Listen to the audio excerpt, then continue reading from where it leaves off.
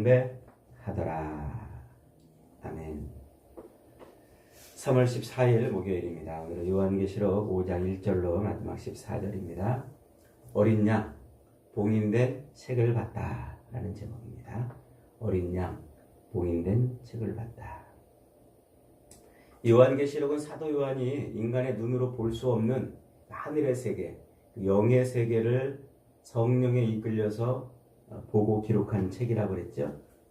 자기가 이 성령에 이끌려서 영의 세계, 하늘의 세계를 본 것을 그것을 글로 써야 되니까 여러 가지 이제 상징적 또 은유적 표현들로 이렇게 써낼 수밖에 없는 겁니다. 그런데 요한이 본 것은 난데없는 것이 아니고 또 기상천외한 것이 아니고 이미 하나님께서 구약 성경과 또 예수님께서 말씀해 놓으신 그 말씀 가운데 있는 그 내용들을 이미지로 환상으로 본 거예요. 그러니까 온 세상을 구원하시고 심판하시는 하나님의 일에 관한 것이죠. 곧 예수 그리스도의 그 십자가 죽으심과 부활로 시작된 그 말세, 그래서 예수님의 재림으로 끝나는 그 말세 기간 동안에 하나님께서 이루시는 하나님 나라에 관한 것이란 말이죠. 그게 하늘의 세계, 영의 세계에서는 이미 완성된 거예요.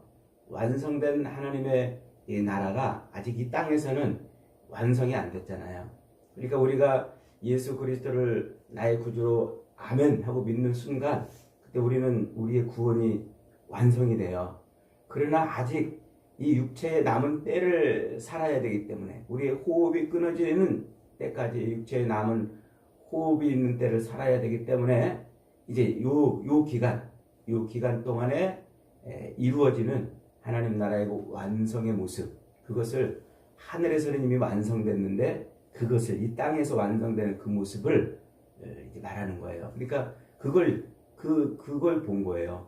그래서 말세란 언제부터 언제까지냐면 예수 그리스도의 그 십자가 죽으심과 부활로부터 다시 오시는 재림 때까지 전 기간이 말세인데 그 말세의 기간에 태어나서 그리스도를 자기 주로 영접하여 육체의 남은 인생을 사는 그 남은 때가 말세인 거예요. 그러니까 이 세상에서 요한계시록이 필요 없는 사람은 한 사람도 없어요. 누구나 다 필요해요. 세대주의자들은 이 요한계시록이 4장, 5장에서 이제 사도 요한이 하늘로 들려 올라가서 하늘의 세계를 본 것을 휴거라고 생각을 이제 해석을 해가지고 6장부터는 이제 유대인들에게 휴거가 안 된 유대인들에게 주는 책이기 때문에 우리 그리스도인들, 이방인 그리스도인들에게는 교회에게는 이 말씀이 의미가 없는 책이다 이렇게 주장을 해요. 황당한 주장이죠. 근데 의미가 완전히 없는 건 아니고 여기에서 우리가 교훈을 받아야 되기 때문에 그래서 우리 성경책에 붙어 있는 것이다 이렇게 해석을 해요. 성경이 뭐 쓸데있고 쓸데없고 이게 우리 사람에 의해서 결정이 되는 어처구니 없는 결과를 낳게 되죠. 이것은 아주 잘못된 성경에 대한 아주 잘못된 태도입니다. 성경에 1.1억이라도 우리 사람이 이 필요 있다 필요 없다 이렇게 말할 수 있는 것은 하나도 없어요. 모든 게 다 지금 우리에게 지금 이 말세를 사는 우리에게 다 필요한 말씀이라는 것입니다. 그래서 이제 사도 요한은 그 자기가 본 그 영의 세계, 그 하늘의 세계, 완성된 그 하늘의 세계 그 이야기를 글로 표현해 내야 되니까 그것을 이제 여러 가지 그런 언어들로 표현하는데 요게 이제 이미 구약과 예수님의 말씀 속에서 이미 다 선포된 그런 이미지들이에요. 그걸 갖다가 지금 이제 메타포로 사용하고 있다 그랬어요. 그래서 요한계시록은 메타포가 굉장히 많아요. 이 메타포를 잘 읽어야 돼요. 한때, 두때, 반때, 1260일, 1000년, 그리고 이제 숫자들, 이 모든 숫자들이 다 메타포예요. 전쟁과 광야, 혼인잔치, 내생물, 추수, 용, 옛뱀, 여인의 후손, 보석, 일곱 재앙, 두 증인, 바벨론, 생수의 강, 새 예루살렘, 신부, 어린 양의 신부, 이런 게 다 문자 그대로 해석할 수 없는 것들이에요. 다 이게 뭔가를 메타포 해주는 것이란 말이죠. 그래서 요한계시록은 메타포, 은유로만 읽어야 되는 겁니다. 성경에서 가장 공들여 가지고 만들어낸, 하나님이 아주 공들여서 만들어낸 은유 중에 하나가 이게 어린 양이라는 겁니다. 창세기 4장에서부터 가인과 아벨이 제사를 드릴 때 그때 모든 인생을 딱 둘로 나누잖아요. 그 제사가. 그래서 그때 드려지는 그 아벨의 그 어린 양의 제사, 그게 모든 인생을 딱 둘로 나눈다는 거예요. 망할 인생과 또 하나님이 받으시는 제사를, 예배를 드리는 인생으로 나눠진다는 것이죠. 그때부터 시작된 그 어린 양의 이미지가 아브라함을 통해서 모리아 제단에서 이삭 대신에 바쳐진 그 어린 양으로, 또 자기 백성을 대신해서 죽는 어린 양으로 등장하는 거예요. 그리고서는 이제 모세 때부터 성막에서 매일 드려지던 자기 백성들의 그 죄를 대신해서 죽어주던 그 어린 양은 바로 우리의 죄를 대신해서 죽는 그 어린 양을 이제 메타포하는 거예요. 그래서 그런 공들여져서 만들어진 그 어린 양, 자기 백성의 죄를 대신해서 죽어줄 그 어린 양, 죄에서 건져낼 그 어린 양, 그 어린 양이 이 땅에 딱 오자마자, 이 땅에 육신을 입고 예수님이 오자마자 세례 요한이, 사도 요한이 아니고 세례 요한이 그 예수님을 보자마자 보라, 세상 죄를 지고 가는 하나님의 어린 양이로다, 이렇게 소개를 하는 거예요. 그래서 그 구약에서 만들어진 그 어린 양은, 그 어린 양의 메타포는 결국 누구를 말하는 것이었어요? 예수님을 말하는 것이었단 말이에요. 그래서 자기 백성의 모든 죄를 짊어지고 대신 죽어 죄에서 그 백성들을 건져내실 그 어린 양을 의미하는 거예요. 그래서 그 구약 시대에 그렇게 공들여 만들어진 그 어린 양이 이제 계시록에서 이 말세의 모든, 세상의 모든 것을 완성하시는 분으로 등장을 하는 거예요. 그래서 5장에서 본 이 어린 양이 이제 하나님 보좌 옆에서 하나님의 그 오른손에 들려져 있는 두루마리를 이제 봤습니다. 요걸 이제 사도 요한이 봤는데, 이게 무슨 의미냐면, 첫째로 하나님의 손에서, 오른손에서 7인으로 봉한 두루마리 책을 받아서 그 책에 인을 뗀다는 것은 예수님, 어린 양이 계시해 주라는 말이에요. 하나님의 뜻을 세상에 펼치시는 분이시라 하는 겁니다. 1절로 5절에 보면 사도 요한이 하나님의 오른손에 들려진 그 7번으로 봉인된 두루마리를 봅니다. 7이라는 수는 완전수라고 그랬죠. 그래서 완전히 봉인된 거예요. 그 누구도 뗄 수가 없어요. 그래서 사도 요한이 그것을 보고 하나님의 뜻이 세상에 펼쳐져야 되는데 그 완전히 봉인되어 있기 때문에 그것을 인해서 이제 사도 요한이 울음을 터뜨렸어요. 그것을 펼 자가 없기 때문에 말이죠. 하나님의 그 구원과 하나님 나라의 완성이 세상에 펼쳐져야 되는데 그게 안 펼쳐지니까 이제 울음을 터뜨린 거죠. 그때 이제 보좌에 있던 장로 중 한 사람이 5절에 이렇게 말합니다. 울지 말라. 유다 지파의 사자 다윗의 뿌리가 이겼으니 그 두루마리와 그 7인을 떼시리라 그럽니다. 유다 지파의 사자 다윗의 뿌리는 예수 그리스도지요. 역시 이것도 이미 구약에서 많이 만들어진 메타포 아닙니까? 다윗을 통해서 예수께서 메시아가 오실 것이라는 것을 이미 다윗 언약을 통해서 수차례 말씀을 해주셨잖아요. 그러니까 예수님은 다윗의 뿌리에서, 다윗의 그 줄기에서 나오는데 그분은 다윗의 뿌리란 말이에요. 뿌리. 그러니까 다윗보다 먼저 선재해 계시던 분이란 말이에요. 그래서 이사야 11장 1절은 이새의 줄기에서 한 싹이 나며 그 뿌리에서, 이새의 뿌리에서 한 가지가 난다, 이렇게 말했어요. 그것을 예수님은 이제 이렇게 자신에 대해서 이렇게 표현합니다. 요한복음 8장 58절에 보면 예수께서 가라사대 진실로 진실로 너희에게 이르노니 아브라함이 나기 전부터 내가 있느니라, 이렇게 말해요. 그러니까 다윗의 줄기에서 예수 그리스도께서 나오는데 이미 그 다윗의 뿌리에 계신 분이다 하는 거죠. 그리스도의 선재성을 지금 말하고 있는 겁니다. 그러니까 예수님은 어떤 분이라는 거예요? 완전하신 하나님이신데 완전한 육신을 입고 이 땅에 오신 분이라는 말입니다.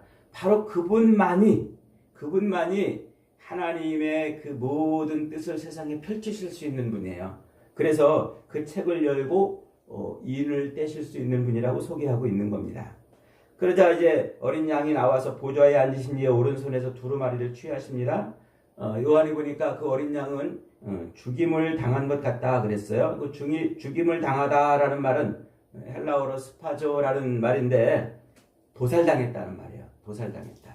이사야 53장에서 예수 그리스도가 어린 양으로 오신 예수 그리스도가 죽는 장면을 1장부터 6장까지 7절까지 묘사하고 있잖아요. 그때 그 도살된 어린 양으로 묘사하고 있지 않습니까?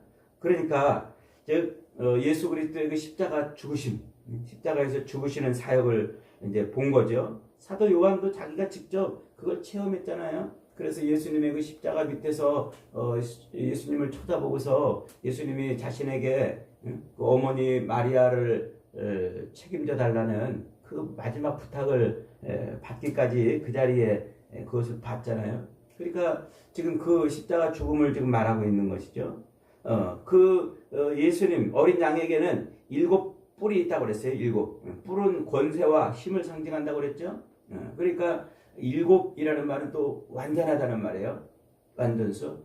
그러니까 예수님이 어린 양이 가지고 있는 그 권세는 세상의 어떤 권세와 비교할 수 없는 완전한 권세, 충만한 권세인 거죠. 그리고 또 예수님에게는 7 눈이 있다고 그랬어요.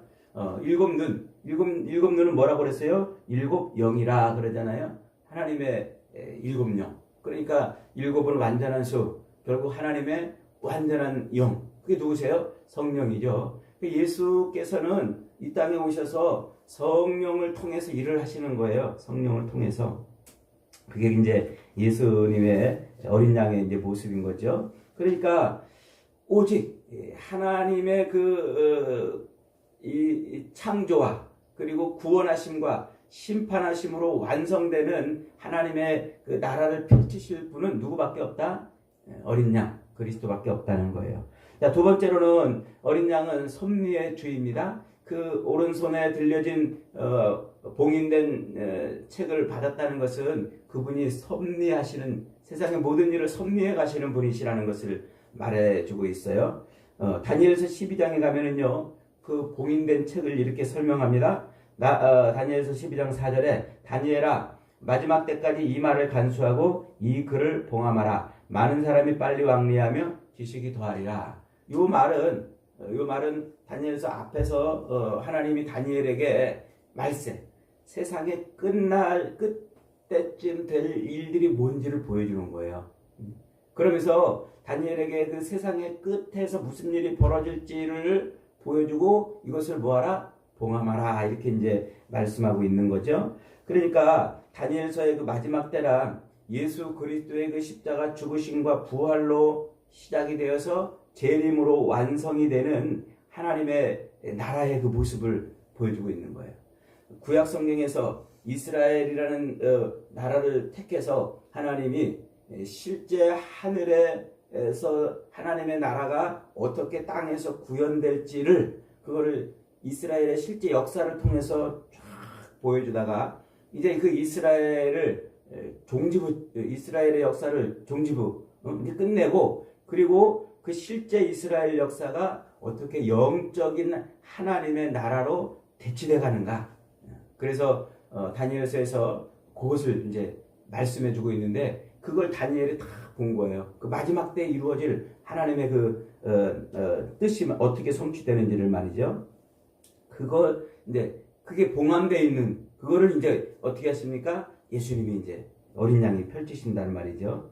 그래서 예수 그리스도께서 그 봉인된 그 인을 뜯어가지고 그 마지막 때 하나님의 그 모든 계획하심을 쫙 펼쳐서, 그래서 절대로 실패할 수도 없고 또 좌절되지도 않고 반드시 이루어질 하나님의 그 창조와 구속과 또 심판과 새하늘과 새 땅의 완성을 그렇게 예수님이 섭리해 가시는 거예요. 그래서 그 책은, 그 봉인된 책은 오직 어린 양 그리스도의 십자가 죽으심과 부활을 인해서 성취가 되기 때문에 어린 양에 의해서만 떼어진다고 이제 말하는 거예요. 이때 이제 이 봉인된 일곱 번 도장을 땅땅땅땅 7번 찍어가지고 봉인해 놨잖아요. 그 봉인을 하나씩 이제 뜯어요. 요게 이제 6장으로 넘어가면은 인의 이제 재앙이 쏟아지는 겁니다. 그렇게 7재앙이 이제 세상에 쏟아지는데, 그때 이제 세상에 어떤 일들이 벌어져요? 전쟁도 일어나고, 또 재난도 일어나고, 또 기근도 일어나고, 전염병도 일어나고, 요 4가지. 전쟁과 기근과 전염병과 재난, 요 4가지가 반복적으로 일어나요. 그리고 점점 더 종말이 다가올수록 점점 더 크게 일어나요. 요 4가지 재앙이 쏟아지는 그 인을 떼는 이런 재앙들이 다른 관점으로 보면 나팔이 울린다 이렇게 말해요. 그걸 또 다른 관점으로 보면 대접이 엎어진다 이제 이렇게 표현해요. 한 번 더 뒤에 가면 이제 자세히 설명합니다. 그러니까 세상에서 벌어지는 그런 모든 일들, 그런 일들이 다 누가 지금 섭리해 가시는 거예요? 예수님이 섭리해 가시는 거예요. 그리스도 예수를 통해서 세상의 모든 일들이 펼쳐지는 거예요. 저 우크라이나에서 러시아와 우크라이나가 전쟁이 일어나는 것도, 그것도 다 그리스도의 섭리 안에 있는 거예요. 팔레스타인과 이스라엘이 지금 전쟁을 하는 것도, 저 북한의 김정은 정권이 저런 지금 악을 행하고 있는 것도, 세상에 있는 이런 모든 일들, 내 인생에서 벌어지는 이 모든 일들도 다 하나님의 어린 양의 섭리 가운데 있다는 거예요. 그러니까 여러분, 우리의 욕망과 욕심을 이루려고 몸부림치다가 우리가 이 땅에 남은 때를 끝내고 살아서는 안 되겠어요. 내 삶 속에서 뭐가 이루어지기를, 하나님의 나라와 의가 이루어지기를 기도해야 되는 이유가 거기에 있습니다. 그 다음에 세 번째로는 그 어린 양이 봉인된 책을 어린 양이 받았다는 것은 그 어린 양이 구세주라는 얘기예요. 구원주. 자, 보좌에 있는 생물들과 그 천사들, 장로들의 찬양이 이제 9절부터 나오죠. 9절 한번 읽어봅니다. 시작. 그들이 새 노래를 불러 이르되 두루마리를 가지시고 인봉을 떼기에 합당하시도다. 일찍이 죽임을 당하사 각 족속과 방언과 백성과 나라 가운데서 사람들을 피로 사서 하나님께 드렸다. 그러니까 어린 양은 우리를 자기 피로 사서 하나님께 드린 그런 구원주이십니다. 그래서 그리스도의 그 십자가 피가 우리를 죄에서 건져내는 것이고, 이게 구약 성경에서 오랫동안 만들어진 그 메타포, 그 이미지가 그리스도에게서 완성이 되는 거예요.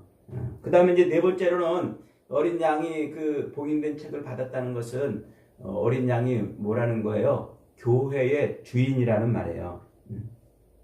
어린 양은 자기 피로 구원하신 백성들을 하나님 앞에서 뭘로 만들어요? 나라와 제사장을 삼으시고 또 이 땅에서 왕노릇하게 하시는 겁니다. 10절 한번 읽어봅니다. 시작. 그들로 우리 하나님 앞에서 나라와 제사장들을 삼으셨으니 그들이 땅에서 왕노릇 하리로다 하더라. 어린 양은 그렇게 교회를 통해서 세상에 자기 보좌를 세우고 온 세상을 통치해 가십니다. 그것을 이제 뒤집어서 말하면 세상에 흩어져 있는 수많은 교회들, 산마다 들마다 골목마다 흩어져 있는 수많은 교회들은 곧 뭐라는 거예요? 하나님의 나라이면서 하나님의 제사장이며 어린 양 예수 그리스도께서 세상을 통치하시는 섭리의 보좌인 것이에요.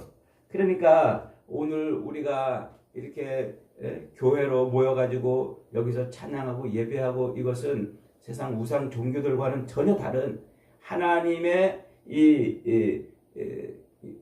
일들을 펼쳐가는 그런 일에 쓰임받는 제사장들이고, 그런 일에 쓰임받는 이 땅의 왕들이란 말이에요. 그것을 그리스도께서 이루어 가시는 거예요. 우리의 주인이 되어 가지고 그것을 이루어 가십니다. 그러므로 우리가 이 땅에서 우리의 욕망과 욕심을 이루기를 소망하는 것이 아니라 하나님의 나라가 이 땅에 펼쳐지기를 열망해야 되는 겁니다. 그렇게 사는 저와 여러분 되시기를 축복합니다. 마지막 5번째로 어린 양은 예배를 받으시는 주이십니다. 12절 같이 12절부터 14절 읽습니다. 시작. 큰 음성으로 이르되 죽임을 당하신 어린 양은 능력과 부와 지혜와 힘과 존귀와 영광과 찬송을 받으시기에 합당하도다 하더라. 내가 또 들으니 하늘 위에서와 땅 위에와 땅 아래와 바다 위에와 또 그 가운데 모든 피조물이 이르되 보좌에 앉으신 이와 어린 양에게 찬송과 존귀와 영광과 권능을 세세토록 돌릴지어다. 이게 온 피조물이 지금 어린 양 앞에서 예배를 드리고 있는 모습 아닙니까? 그러니까 어린 양은 만물로부터 경배를 받으시기에 합당하신 분이에요. 어린 양은 저와 여러분으로부터 평생토록 예배를 받으시기에 합당하신 분입니다.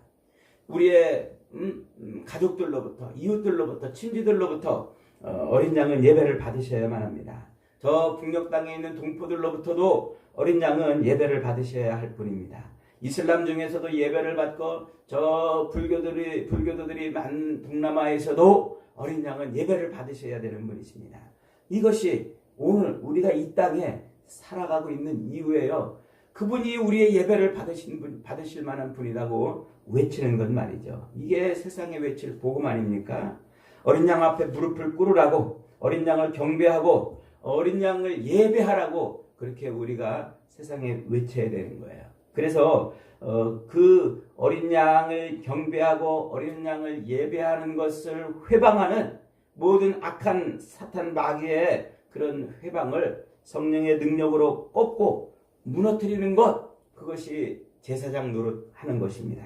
그것이 왕 노릇하는 것이죠. 그래서 그 둘이 합해져 가지고 왕 같은 제사장으로 살아가는 거예요. 우리가 그것을 하기 위해서 어린 양은 우리를 왕 같은 제사장으로 부르신 거란 말이죠. 이 땅에서 남은 육체의 때를 살아갈 우리들은 때로 부자로 살든 혹은 가난하게 살든 건강하게 살든 병약하게 살든 출세해서 살든 아니면 낮은 자리에 살든 따지고 보면 그런 것은 별로 중요하지 않아요. 어떤 처지에 어떤 형편에 살든 우리는 모두 어린 양의 왕 같은 제사장으로 살아가야 하는 것이기 때문입니다. 그것을 잘 이루면 잘 사는 것이고 그것을 못 이루면 못 사는 거예요. 돈이 많으면 잘 사는 게 아니고 내가 바라는 걸 얻으면 잘 사는 것이 아니고 내게 맡기신 그 왕 같은 제사장의 직분을 잘 감당하면 잘 사는 것이고 못하면 못 사는 것입니다. 저와 여러분이 그런 사명을 잘 감당할 수 있기를 축복합니다. 이렇게 계시록의 주인공은 바로 어린 양이란 말이에요. 이 말세의 주인공은 누구란 말이에요? 어린 양이란 말이에요. 그 어린 양이 우리에게 가르쳐주고 있는 내용은 뭐냐면 첫째로 어린 양이 모든 것의 주인이다 하는 거예요. 한번 따라합시다. 어린 양은 세상 모든 것의 주인이시다. 과거와 현재와 미래, 역사의 주인공이 바로 어린 양이시란 말이에요. 한국과 미국과 러시아, 중국, 북한의 이 모든 일들을 통치하시는 분도 어린 양이시란 말이에요. 저와 여러분의 가정과 일터와 생업을 주관하시는 분도 어린 양이신 줄 믿으시기 바랍니다. 심판도, 구원도, 예배도 다 어린 양의 것이에요.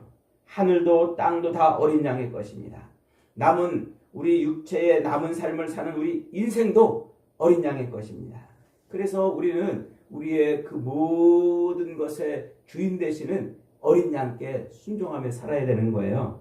둘째로 그 어린 양이 우리의 주인이시기 때문에 우리는 행복한 인생이다 하는 거예요. 따라합시다. 어린 양이 우리의 주인이시기에 우리는 행복한 인생이다. 이 사실을 잊어버리면 안 돼요. 이 사실. 어린 양이 이 세상의 모든 왕 되시고 통치자 되시고 구원자 되시고 주인 되시는 그분이 우리의 주인이시기 때문에 그래서 우리는 행복한 인생을 사는 거예요. 이게 얼마나 놀랍고 감사합니까? 여러분, 마귀가 우리의 주인이었다고 생각해 보세요. 얼마나 비참하고 마귀가 우리의 통치자라고 생각해 보세요. 얼마나 저주스러운 인생입니까? 그런데 이 어린 양이 우리의 주인이시기 때문에 우리는 이 땅을 하루를 살아도 행복한 인생을 살 수 있는 것이에요. 특별히 그 어린 양 앞에 뭐가 놓여 있어요? 금 대접이 놓여 있어요. 8절 한번 봅니다. 8절 시작. 그 두루마리를 취하심에 내 생물과 24 장로들이 그 어린 양 앞에 엎드려 각각 검은고와 향이 가득한 금 대접을 가졌으니 이 향은 성도의 기도되리라. 그 금 대접에 검은 곳, 찬송이라는 말이에요. 찬송과 그 다음에 기도가 가득한 거예요. 금대접에 뭐가 담겨 있어요? 우리의 기도가 거기에 담겨 있단 말이에요.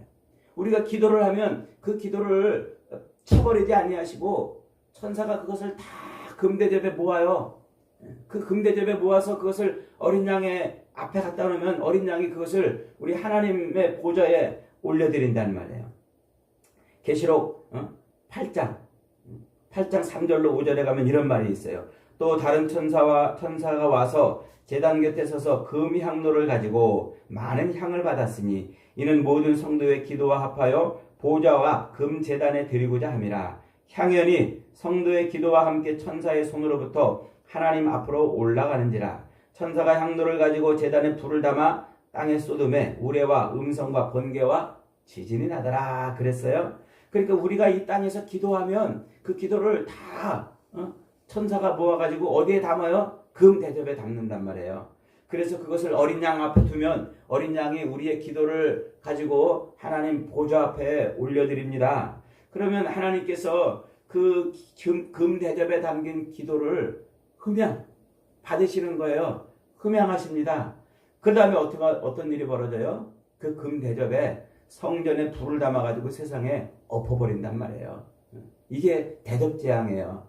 그렇게 해서 금 대접이 세상에 엎어질 때 그때 이제 우레와 음성과 번개와 지진 이게 하나님의 심판이 이제 이루어지는 거란 말이에요. 그러니까 요 말세 남은 육체의 때를 사는 요 말세를 사는 우리 성도들에게는 정말 특별한 것을 하나님이 주셨어요. 그게 뭐라고요? 기도란 말이에요. 기도. 그래서 예수님께서는 우리 성도들의 기도를 일찍부터 가르쳐 주셨어요. 마태복음 6장 1절부터 가면은 또 너희가 기도할 때에 그러면서 쫙 기도를 가르쳐 주시잖아요. 그러면서 주기도문을 가르쳐 주시고 그러면서 7절에 뭐라고 말씀하시냐면 또 기도할 때에 이방인과 같이 중언부언하지 말라. 그들은 말을 많이 하여야 들으실 줄 생각하느니라 그랬어요. 이방인들은 기도할 때 어떻게 한다고요? 말을 많이 한다고 그랬어요. 중언부언. 그러니까 이 이방인들의 기도는 중언부언이에요. 그 중언부언의 기도는 그저 그냥 막 말을 많이 하는 기도가 아니고 그것은 세상에 있는 의식주 문제를 구하는 거예요. 그래서 31절에서 그러잖아요. 그러므로 염려하여 이르기를 무엇을 먹을까, 무엇을 마실까, 무엇을 입을까 하지 말라. 이는 다 누가 구하는 것? 이방인들이 구하는 것이라. 너희 하늘 아버지께서 이 모든 것이 너희에게 있어야 할 줄을 아시느니라. 그런즉 너희는 먼저 그의 나라와 그의 의를 구하라. 그리하면 이 모든 것을 너희에게 더하시리라. 여러분 늘 무엇을 먹을까, 무엇을 마실까, 무엇을 입을까 이 의식주에 매달려 기도하는 것은 이방인들이 기도하는 것인 줄 잊지 마시기를 바랍니다. 주님은 우리에게 이방인들처럼 기도하지 말라고 했어요. 먼저 그 나라와 그 의를 기도하라.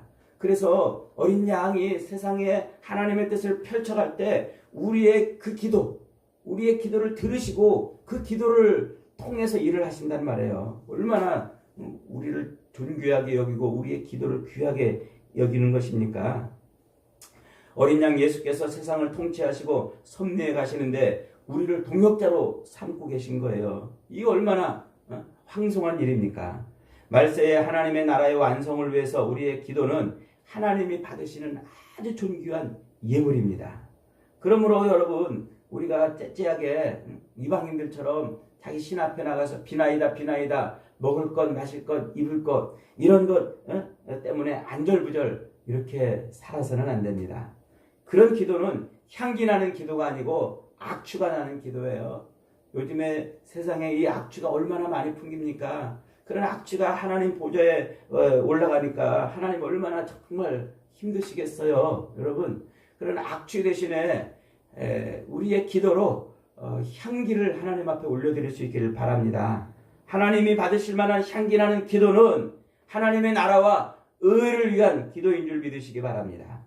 하나님의 나라를 위한 우리 기도는요 아무리 시원찮고 아무리 보잘것 없어도 그것을 버리지 않고 다 어디에 담아요? 금대접에 담아요. 금대접에. 그 금대접에 담아서 보좌 앞에 올려드린단 말이에요. 향기로운 제물이 되는 겁니다.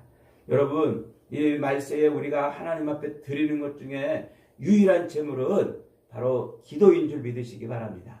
먼저 그 나라와 그 의를 위한 기도, 그 기도가 하나님을 즐겁게 하는 향기로운 제물인 거예요. 그러므로 여러분, 이 놀라운 특권을 우리가 받았는데 그저 이방인들처럼 이렇게 악취나는 기도를 해서 되겠습니까?